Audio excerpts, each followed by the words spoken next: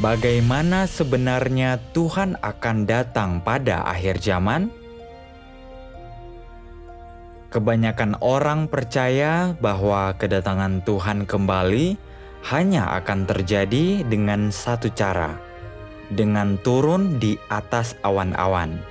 Karena kitab Wahyu menubuatkan, "Lihatlah, Dia datang dengan awan-awan, dan setiap mata akan melihatnya, juga mereka yang menikamnya, dan semua orang di bumi akan meratap karena Dia."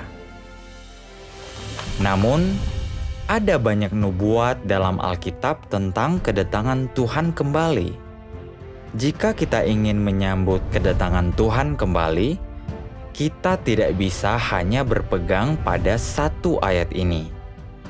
Kita juga perlu memperhatikan nubuat Tuhan Yesus sendiri.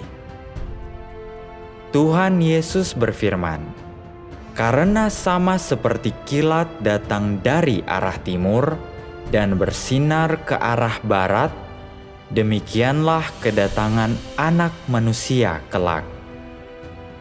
Karena sama seperti kilat yang memancar dari satu bagian di bawah langit, bersinar sampai ke bagian lain di bawah langit, demikian juga Anak Manusia saat hari kedatangannya tiba.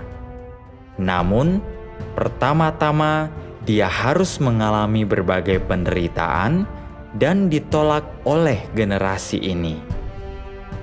Lihatlah, aku berdiri di pintu dan mengetuk.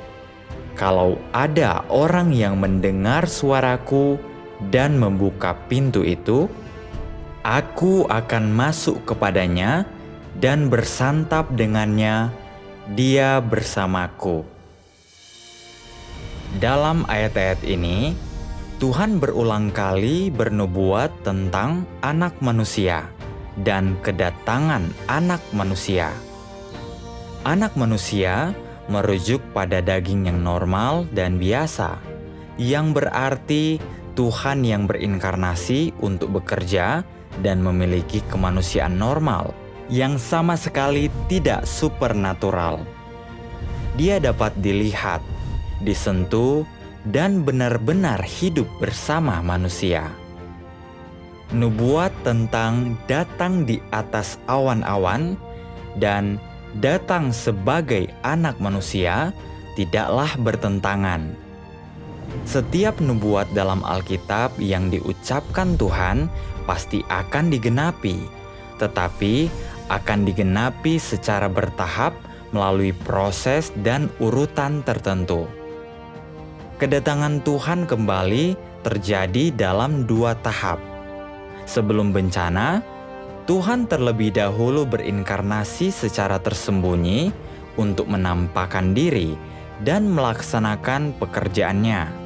Setelah bencana, Tuhan datang secara terbuka di atas awan dalam wujud rohaninya.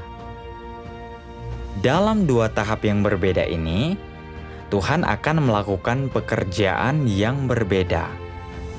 Ketika Tuhan diam-diam berinkarnasi dalam daging untuk kedua kalinya, Dia akan mengungkapkan kebenaran untuk melaksanakan pekerjaan penghakiman dan penyucian, menyempurnakan sekelompok pemenang sebelum bencana.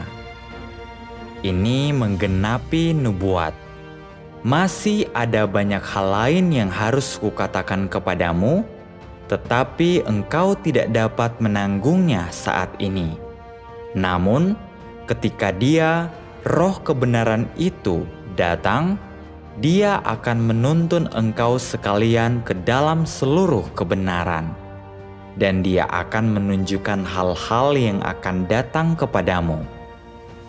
Karena waktunya akan datang, penghakiman harus dimulai di rumah Tuhan. Setelah Tuhan menyelesaikan pekerjaan penghakiman, menyucikan mereka yang tulus percaya kepadanya, dan menyempurnakan sekelompok pemenang, Dia akan datang dengan kemuliaan besar, menampakkan diri secara terbuka di awan-awan kepada semua orang dan segala bangsa.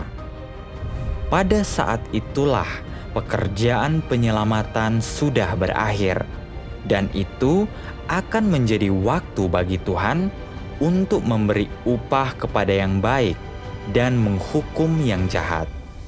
Siapapun yang menolak menerima inkarnasi kedua Tuhan sebelum bencana akan dikutuk dan dihukum oleh Tuhan.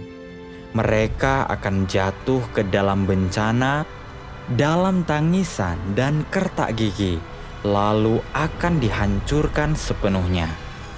Seperti yang dikatakan kitab suci, "Lihatlah, dia datang dengan awan-awan, dan setiap mata akan melihatnya, juga mereka yang menikamnya, dan semua orang di bumi akan meratap karena dia."